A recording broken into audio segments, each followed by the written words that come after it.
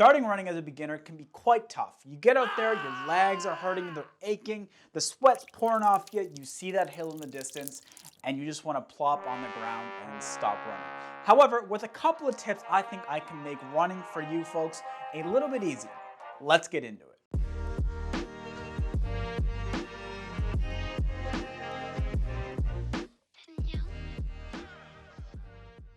If this is your first time on the channel, my name is Brendan and I am a non-elite runner who uploads videos multiple times a week all about the sport I love, running. From running shoe reviews to helping the new runner get into the sport a little bit easier, that's my goal. If that's something you're into, hit that subscribe button right down below. It would really mean a lot. Now, let's get into these tips so you can get running easier. A little bit about my backstory so you don't think you're listening to someone who has been running their entire life and they don't know the first thing about what it's like to start running from scratch or being a little bit overweight and starting running. Well, no, that's not the case for me. I was quite overweight. I was over 300 pounds just 5.5 years ago, maybe a little bit less than that. But anyway, I was over 300 pounds and I could barely run 10 meters to save my life. Fast forward to now, I've done multiple half Ironman events, I run almost every single day, and I get a high out of running, believe it or not. So now that you know me a little bit more, I hope that these tips kind of resonate with you a little bit more, because this is exactly what I did when I was getting started running. Now, one of the big things that I used was I ran for time, not distance. And I do that even to this day. Now, I know you hear people going out there, they're running 3 miles, 10 miles, 20 miles. It sounds fantastic. However, you know what? That's just not realistic when we first get started running. So take this for example. If you're running, say on average 13 minutes per mile, to run 3 miles, that's 40 minutes of running. 40 minutes of running when you're first getting started, that's a lot.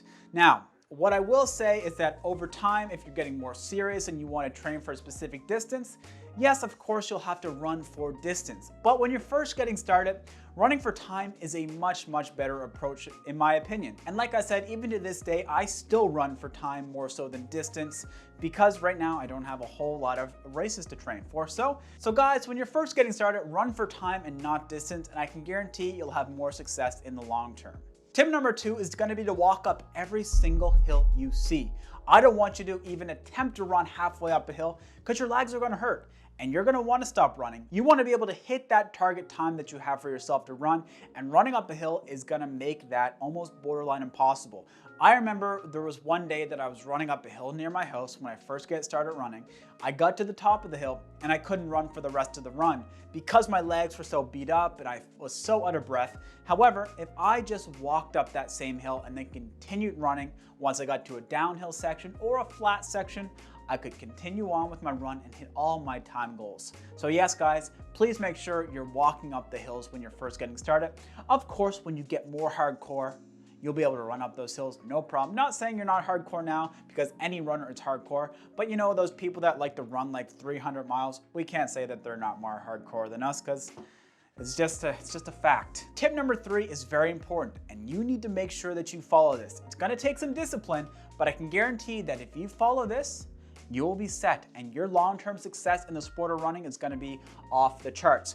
You need to check your ego at the door. You need to make sure that you're not going out on your runs and going too fast, faster than you really can do. I'm sure that you can hit those paces, but if you go slow and just make sure you're going slow for your entire running portions when you're first getting started, I can guarantee your aerobic fitness will be much, much better, and you'll be able to get out there each and every day. It maybe not each and every day, but quite frequently. You won't be a sore soldier. You'll be able to go out there more and more frequently, and your aerobic base will thank you. The aerobic base is pretty much just you're able to run for longer periods of time. I'll do a video on aerobic base and all these terms later on. However, today, just know that aerobic base means that you're able to run for longer periods pretty much. So yes, I want to make sure that you are going slow when you're first starting running.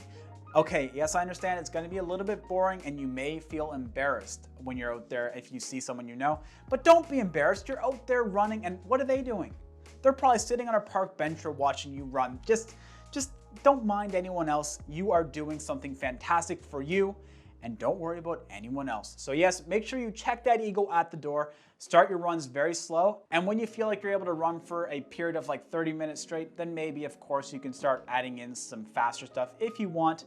But for me, I still do mainly slower runs to build my aerobic capacity a bit. Tip number 4 is something you're gonna have to do before the run, and that is some warm-ups. Yes, you're probably coming from a stagnant life and you're sitting in a chair for long periods of time and your body's super tight. So when you get out there and start running, you're gonna be more prone to injury if you're going out there cold.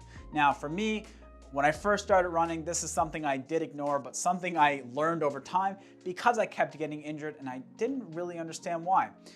Now, I'm not saying 100% it's because I do warm-ups that I don't get injured. I do some other injury prevention stuff that isn't important for this video. We'll do another video down the road about that. But I will say that when I do a warm-up, my legs and my whole body actually just feels much more limber. My legs feel great, so I don't feel like I'm straining them.